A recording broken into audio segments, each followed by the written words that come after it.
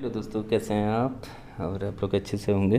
और आज अल्मोड़ा शहर में आर्टिस्ट सिंपोजियम का आखिरी दिन है, यानी आज समापन की ओर है। ये सिंपोजियम शुरू हुआ था 20 तारीख से, 20 अगस्त से, और आज 24 अगस्त को इसका समापन होगा।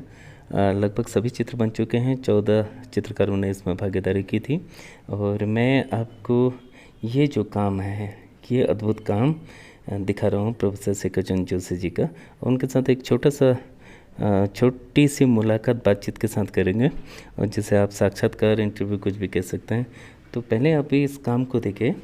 तो इस विधा को प्रोफेसर शेखर चंद्र जोशी जी ने बहुत ही लंबी साधना के बाद और कई प्रयोग करने के उपरांत इस मुकाम पे और इस ऊंचाइयों और बुलंदियों तक पहुंचाया है। ये नवीन काम जो पिछले 5 दिनों में बन करके तैयार हुआ है। इसी संबंध में बात करते हैं प्रोफेसर शेखर चंद्र जोशी जी से। प्रोफेसर जोशी सर, आपका स्वागत है। और अद्भुत चित्रकारी, आपने इस विधा को इस ऊंचाई तक पहुंचाने के लिए काफ़ी संघर्ष किया, क्योंकि हम लोग बेसिकली अल्मोड़ा से तो सामने से भी जानते हैं। और आपका जो इस विधा का फीडबैक है, पूरे भारत और पूरे दुनिया से देखने को मिलता है। कितना लंबा समय आपने इस विधा को विकसित करने में लगाया सर? धन्यवाद डॉक्टर संजीव। कला एक साधना है, और ये ऐसी साधना होती है कि जिसे कभी भी पूरा कर पाना शायद संभव नहीं है। लेकिन मैं समझता हूँ कि मैंने इस साधना में, जब मैं हाई स्कूल में था तब से मुझे इसको विधा को देखने का मौका मिला था। जब मैंने देखा था मेरे गुरुजी स्वर्गीय इम्तियाज़ अली खान साहब नेल से बिलोटिन पेपर पर चित्र उकेरा करते थे, तो उसके बाद से मैंने फिर जब लखनऊ आर्ट्स कॉलेज और उच्च शिक्षा में पढ़ाई की तो सारी विधाएं कला की सीखी। ऑयल सीखा, टेम्परा सीखा, विभिन्न माध्यम सीखे, और यहाँ तक कि मेरा तैल चित्र उत्तराखंड का संघर्ष ललित कला अकेडमी द्वारा खरीदा भी गया, नई दिल्ली द्वारा। लेकिन बाद में मुझे समझ में आया, जब मैं अल्मोड़ा में था, यहाँ से सुदूर से देश के और अन्य विदेशों में भी कला गतिविधियों में भागीदारी करने में, बड़ी ऑयल पेंटिंग भेजने में परेशानियाँ होती थीं, दिक्कतें होती थी।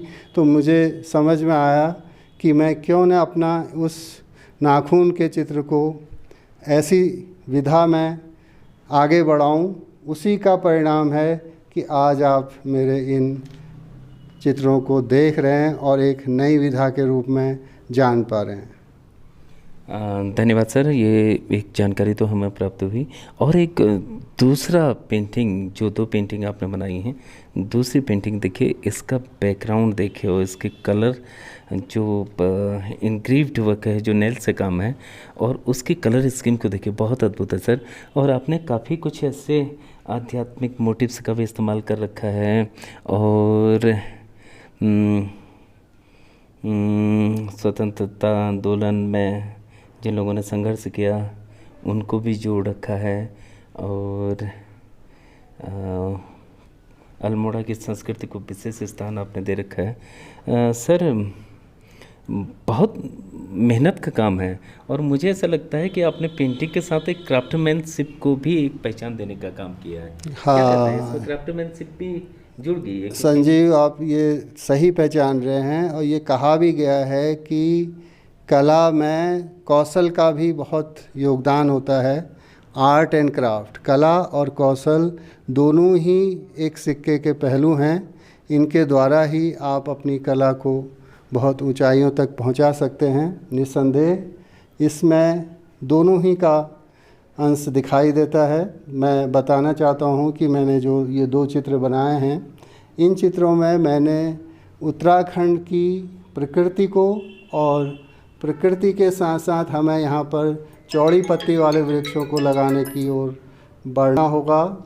हमारे एसएसजे परिसर के, एसएसजे विश्वविद्यालय के कुलपति प्रोफेसर नरेंद्र सिंह भंडारी ने भी यहाँ पर एक मीट पीपल अभियान का श्री गणेश किया है।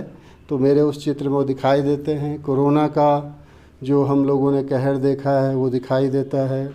और जो मेरे चित्र में रंग, बिना रंग और रंग के साथ दोनों प्रभाव उस चित्र में हैं, कागज़ पर उकेरे गए हैं। और दूसरे चित्र में मैंने यहाँ के स्वतंत्रता सेनानियों को, उनके बलिदान को दिखाने की कोशिश की है। कई ऐसे सेनानी हैं जिनके चित्र अब दिखाई भी नहीं देते हैं, और जेल में जो यातनाएं सही थी सेनानियों ने, उनको भी यहाँ पर दिखाने की कोशिश की गई है कि रस्सियों से कैसे उन्हें बांधा जाता था, किस तरीके से जो है वो। आज हम स्वतंत्र हैं और ये बड़ी खुशी की बात है।